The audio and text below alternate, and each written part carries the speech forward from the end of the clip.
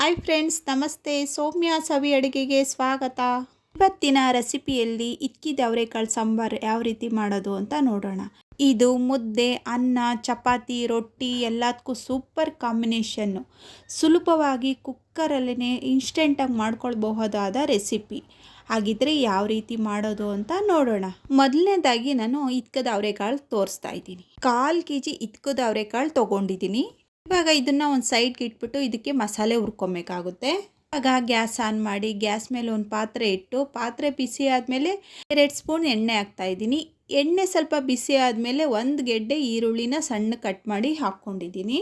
ಇದ್ರ ಜೊತೆನೇ 1 ಗೆಡ್ಡೆ ಬೆಳ್ಳುಳ್ಳಿ ಚಿಪ್ಪೆ ಬಿಡಿಸ್ಬಿಟ್ಟು ಅದನ್ನು ಸೇರಿಸ್ಕೊಂಡಿದ್ದೀನಿ. ಬೆಳ್ಳುಳ್ಳಿ ಸೇರಿಸಾದ್ಮೇಲೆ 1 ಟೊಮೊಟೊ ಸೇರಿಸ್ತಾ ಇದ್ದೀನಿ. ಸಣ್ಣಕ್ಕೆ ಕಟ್ ಮಾಡಿರೋಂತಹ 1 ಟೊಮೊಟೊನು ಸೇರಿಸ್ಕೊತಾ ಇದ್ದೀನಿ. ಸ್ವಲ್ಪ ಕೊತ್ತಂಬರಿ ಸೊಪ್ಪು ಹಾಕ್ಕೊಳ್ತಾ ಇದ್ದೀನಿ. ಸ್ವಲ್ಪ ಪುದೀನ ಸೊಪ್ಪು ಸೇರಿಸ್ತಾ ಇದ್ದೀನಿ. 3 ಹಸಿಮೆಣ್ಸಿಕಾಯಿನೂ ಸೇರಿಸ್ಕೊಳ್ತಾ ಇದ್ದೀನಿ. ಒಂದು 7-8 ಕಾಳು ಮೆಣಸು ಸೇರಿಸ್ಕೊಳ್ತಾ ಇದ್ದೀನಿ.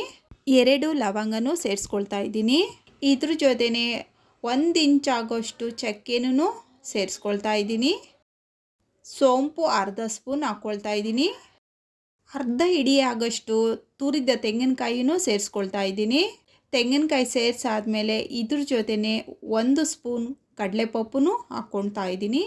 ಕಡಲೆಪಪ್ಪು ಬದಲು ನೀವು ಗಸಗಸೆನೂ ಹಾಕ್ಕೊಬೋದು. ಫ್ರೈ ಮಾಡ್ಕೊಬೇಕು. ಈರುಳ್ಳಿ ಟೊಮೊಟೊ ಎಲ್ಲ ಸ್ವಲ್ಪ ಸಾಫ್ಟ್ ಆಗೋ ಗಂಟ ಈ ಥರನೇ ಹುರ್ಕೊಬೇಕು. ಈ ಥರ ಎಣ್ಣೆಯಲ್ಲಿ ಹುರಿದು ಮಾಡೋದ್ರಿಂದ ತುಂಬ ಚೆನ್ನಾಗಿರುತ್ತೆ ಇದ್ಕದ ಬೇಳೆ ಸಾಂಬಾರು.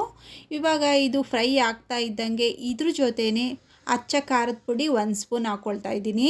ಧನಿಯಾ ಪುಡಿ 2 ಸ್ಪೂನ್ ಧನಿಯಾ ಪುಡಿನೂ ಸೇರಿಸ್ಕೊಳ್ತಾ ಇದ್ದೀನಿ. ಇದ್ರ ಜೊತೆನೇ ಅರ್ಧ ಸ್ಪೂನ್ ಆಗೋಷ್ಟು ಅರಿಶಿನ ಪುಡಿನೂ ಸೇರಿಸ್ಕೊಂಡು ಇವೆಲ್ಲ ಚೆನ್ನಾಗಿ ಇವಾಗ ಮಿಕ್ಸ್ ಮಾಡಿಕೊಂಡು ಫ್ರೈ ಮಾಡ್ಕೊಬೇಕು. ಈ ಥರ ಪೌಡ್ರ್ ಸೇರಿಸಾದ್ಮೇಲೆ ಫುಲ್ ಕಮ್ಮಿ ಉರಿ ಇಟ್ಕೊಂಡು ಇದನ್ನು ಚೆನ್ನಾಗಿ ಫ್ರೈ ಮಾಡ್ಕೊಬೇಕು.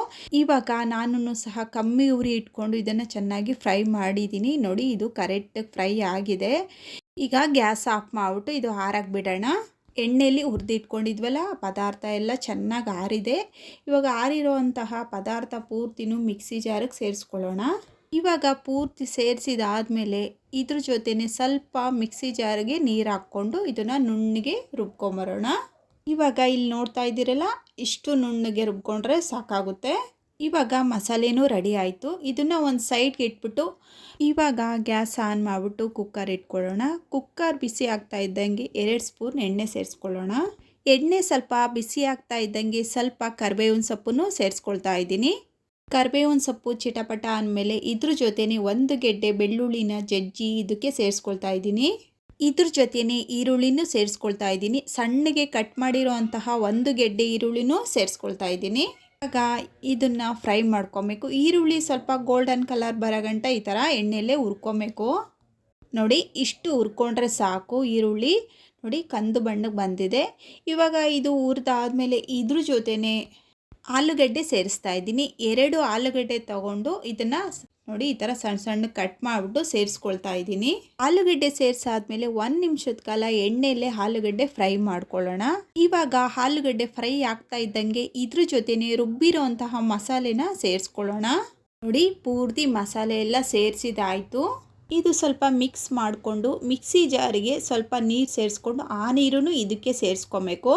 ಸಾಂಬಾರು ತೆಳುವು ಬೇಕೋ ಗಟ್ಟಿ ಬೇಕೋ ಅಂತ ನೋಡಿಕೊಂಡು ನೀರನ್ನ ಸೇರಿಸ್ಕೊಬೇಕಾಗುತ್ತೆ. ಚಪಾತಿ, ರೊಟ್ಟಿ, ದೋಸೆಗಾದರೆ ಸ್ವಲ್ಪ ಗಟ್ಟಿಗೆ ಮಾಡ್ಕೊಬೇಕು. ಮುದ್ದೆ, ಅನ್ನಕ್ಕೆ ಸ್ವಲ್ಪ ತೆಳ್ಳಗೆ ಮಾಡ್ಕೊಬೇಕು. ಆ ಥರ ನೋಡಿಕೊಂಡು ನೀರು ಸೇರಿಸ್ಕೊಬೇಕಾಗುತ್ತೆ. ನೋಡಿ, ನಾನು ಇಷ್ಟು ನೀರು ಹಾಕ್ಕೊಂಡಿದ್ದೀನಿ. ಇವಾಗ ಸ್ವಲ್ಪ ಚೆನ್ನಾಗಿ ಮಿಕ್ಸ್ ಮಾಡಿಕೊಂಡು ಇದ್ರ ಜೊತೆನೇ ರುಚಿಗೆ ತಕ್ಕಷ್ಟು ಉಪ್ಪನ್ನು ಸೇರಿಸ್ಕೊಳ್ತೀನಿ. ಇವಾಗ ಉಪ್ಪು ಸೇರಿಸಾದ್ಮೇಲೆ ಚೆನ್ನಾಗಿ ಮಿಕ್ಸ್ ಮಾಡಿಬಿಟ್ಟು ಈ ಸಾಂಬಾರನ್ನ ಕುದಿಯೋಕ್ಕೆ ಬಿಡೋಣ. ಇದು ಕುದೀತಾ ಇದ್ದಂಗೆ ಇದ್ರ ಜೊತೆನೇ ಬದನೆಕಾಯಿ ಸೇರಿಸ್ಕೊಳ್ತಾ ಇದ್ದೀನಿ. 2 ಬದನೆಕಾಯಿ ಉದ್ದಕ್ಕೆ ಕಟ್ ಮಾಡಿ ಈ ಥರ ಸೇರಿಸ್ಕೊಳ್ತಾ ಇದ್ದೀನಿ. ಫಸ್ಟೇ ಬದನೆಕಾಯಿ ಹಾಕ್ಬಿಟ್ರೆ ನುಣ್ಣಗಾಗ್ಬಿಡುತ್ತೆ.